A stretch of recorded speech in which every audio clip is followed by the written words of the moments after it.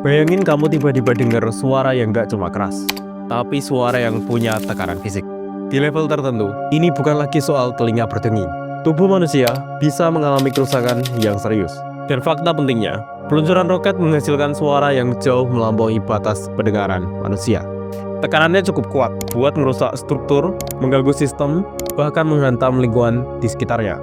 Jadi masalahnya bukan cuma roketnya bisa terbang atau enggak, tapi semua dampak yang dilepaskan di detik-detik pertama peluncuran. Dan dari sinilah kita mulai ngebahas satu sistem yang sering luput dari perhatian kita, Sound Suppression System.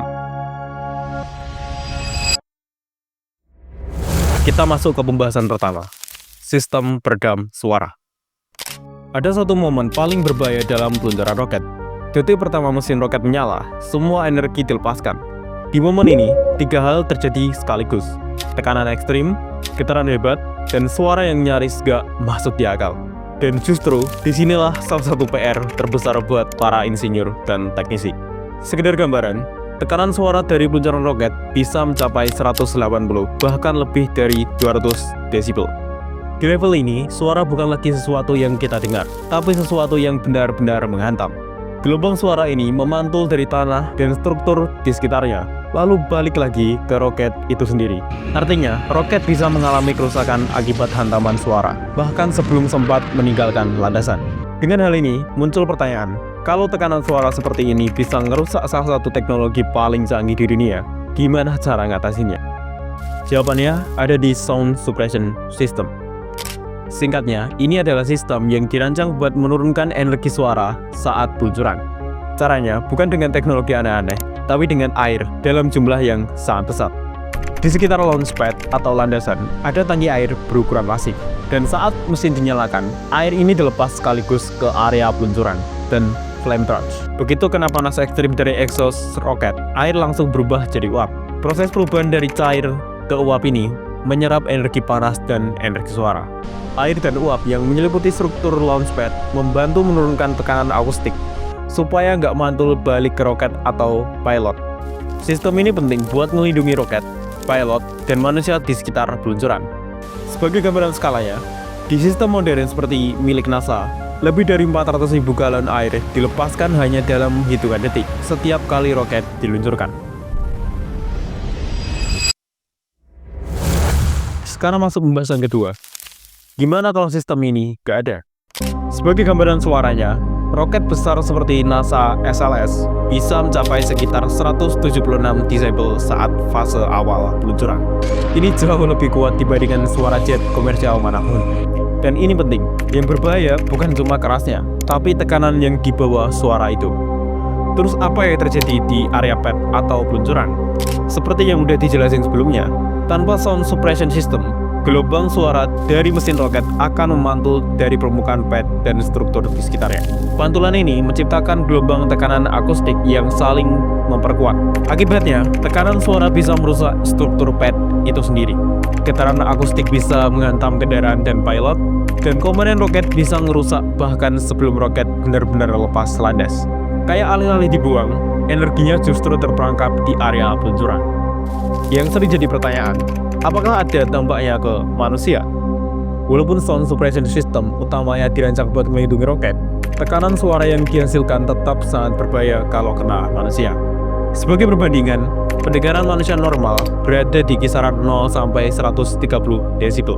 Batas aman paparan suara terus-menerus ada di bawah 85 desibel. Di atas itu, risiko kerusakan pendengaran permanen mulai muncul. Dalam konteks peluncuran roket, Space Shuttle pernah mencapai sekitar 194 desibel. Saturn V di era Apollo nyentuh 204 sampai 205 desibel dan sering disebut sebagai salah satu suara paling keras yang pernah tercatat.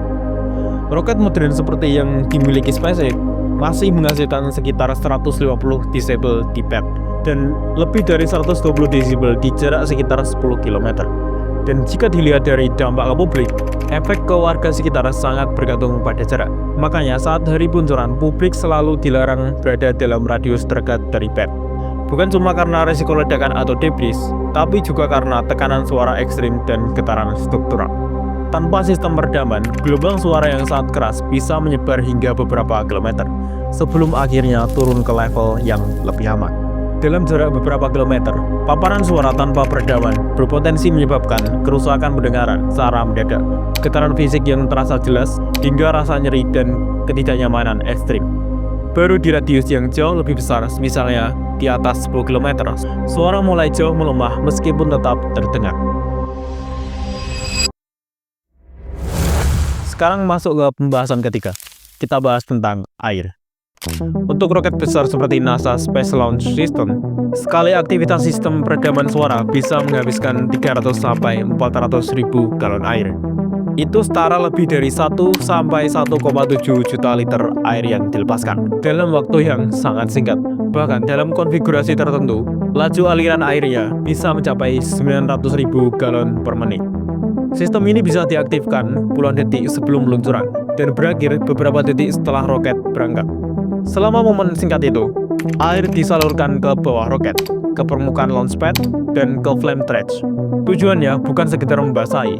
Air ini berfungsi menyerap energi suara, menurunkan tekanan akustik, sekaligus membantu peredaman getaran ekstrim yang muncul saat mesin dinyalakan.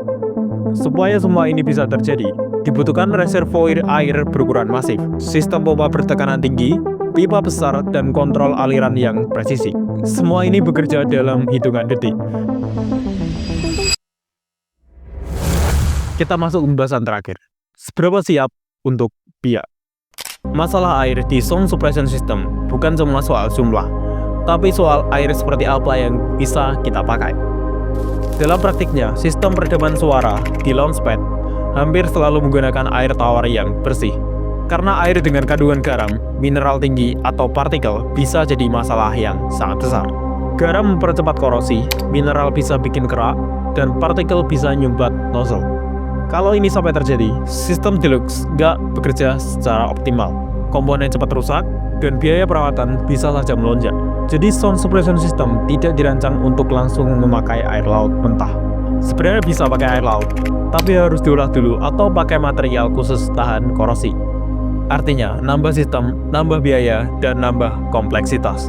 Sekarang kita tarik ke realita lokasi. Kebutuhan air jutaan liter untuk satu peluncuran jelas nggak bisa diambil langsung dari sistem masyarakat. Kalau itu dilakukan, resikonya jelas, pasokan air warga terganggu, tekanan air turun, dan dampaknya paling terasa saat musim kering. Karena itu, solusi teknis sebenarnya ada, mulai dari reservoir air independen, penampungan air hujan skala besar, sampai sistem desalinasi air laut. Tapi semua solusi ini datang dengan harga, investasi besar, kebutuhan energi tinggi, dan perencanaan jangka panjang. Jadi, di titik ini, pertanyaannya bukan lagi bisa atau enggak bikin spaceport, tapi seberapa siap infrastrukturnya, seberapa matang perencanaannya, dan siapa yang siap menanggung konsekuensinya. Karena teknologi bisa dibangun, tapi sumber daya air, kalau salah kelola, dampaknya langsung dirasakan oleh manusia di sekitarnya. Kalau kita tarik benang merahnya, peluncuran roket bukan cuma soal mesin canggih dan teknologi tinggi. Ada sistem pendukung yang kelihatannya sederhana. Sound suppression system adalah salah satunya. Tanpa sistem ini, roket bisa rusak bahkan sebelum terbang. Tapi dengan sistem ini, muncul kebutuhan lain. Air dalam jumlah besar, air dengan kualitas tertentu, dan infrastruktur yang harus siap. Jadi ketika kita bicara soal spaceport, pertanyaannya bukan cuma bisa dibangun atau enggak, tapi seberapa siap lingkungannya, seberapa matang perencanaannya, dan seberapa besar konsekuensi yang sanggup kita tanggung. Karena teknologi selalu bisa dikejar, tapi dampaknya ke manusia dan lingkungan, itu nggak bisa diulang kalau salah langkah. See you next video.